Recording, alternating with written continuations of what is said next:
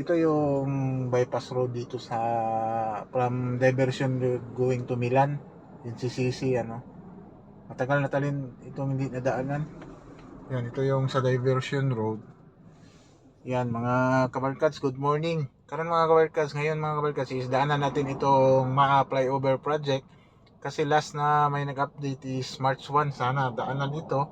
Kasi noong February 28 is nag-blessing na dito sa DPWH itong kalsada sa MAA flyover. Ngayon daanan natin mga kabarkas kasi based sa narinig natin is March 2 sa 6 AM daw daanan itong MAA flyover dito sa Davao City. Yan, puntahan natin, daanan natin. Yan. Yan mga kabarkas. Yan ating dito from dito sa diversion road. Yan, galing tayo dyan sa underpass sa Milan.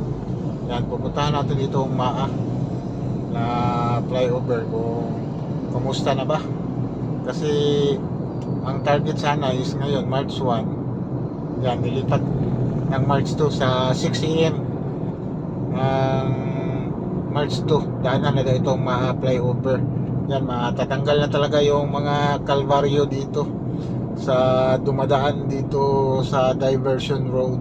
Yan, isang malaking tulong na rin ito sa traffic dito sa Davao City. Yan, yan, pupuntahan natin, let's go.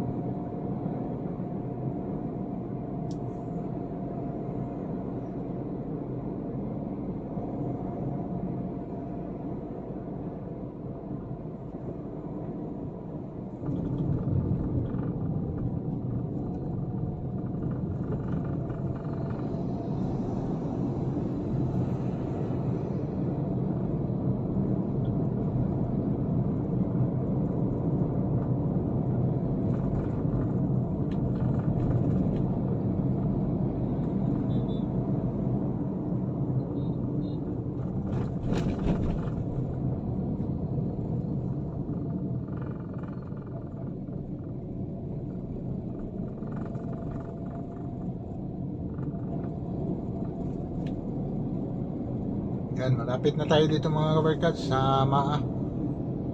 Yan, sa wakas talaga is madaanan na talaga itong kalsada, tulay na itong flyover sa ilang taon. Yan, ilang taon yung kuan dito, sakripisyo ng mga motorista na dumadaan dito, lalo na sa mga residents dito na area. Yan, kalbaryo talaga sa kanila itong project dito. Ngayon is madaanan na by tomorrow, Monday. Yan. Yan o, kasi tapos na talaga. Wala na talagang sa pagka ngayon is may retouch pa yata sila dito kasi may mga trabante pa doon sa taas. Yan, dito sa flyover. Yan o, prepare na talaga ito. Bukas daw sa 6 AM. Sana magkatotoo na yan. Bukas ng 6 AM itong yan yun.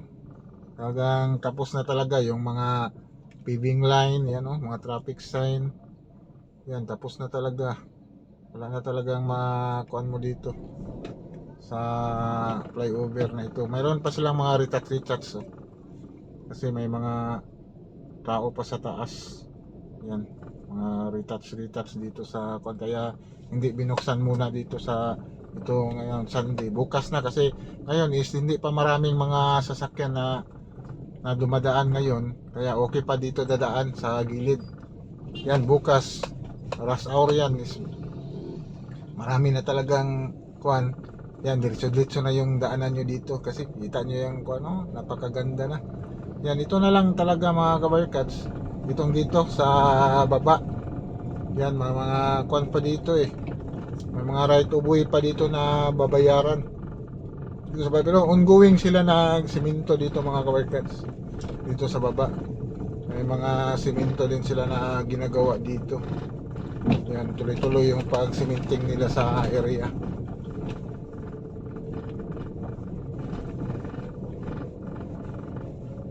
Yan, semento din sila dito.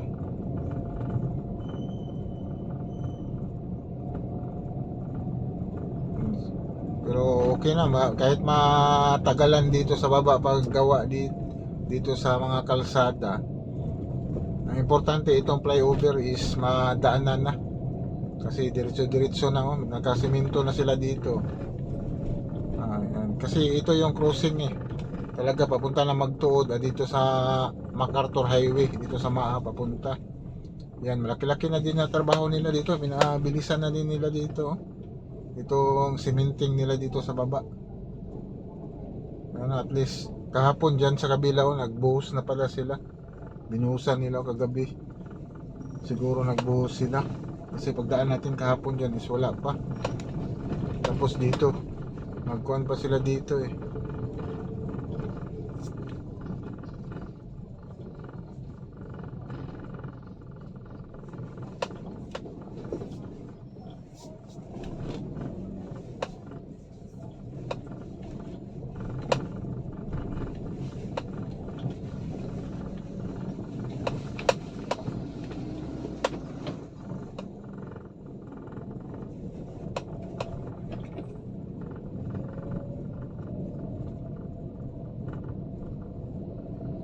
Yan o, napaka-kuha na dito eh. Ganda na dito banda. Natuloy-tuloy yung trabaho nila. Yan sa taas may mga tao pa, nagritas, nagbintura.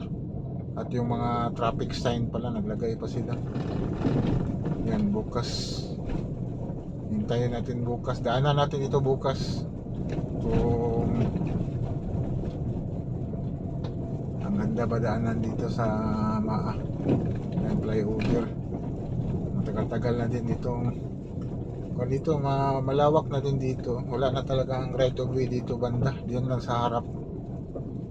Yan, parang kiniklearing na ng bako.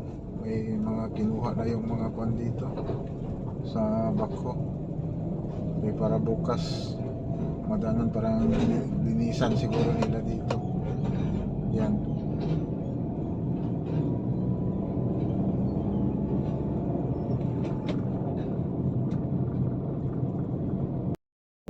Yan mga kabarkads. Yan, dinaanan natin yan. Yung flyover. Yan, mawawala na talaga yung kalbaryo. dito na dumadaan sa mga flyover. O bukas abangan natin na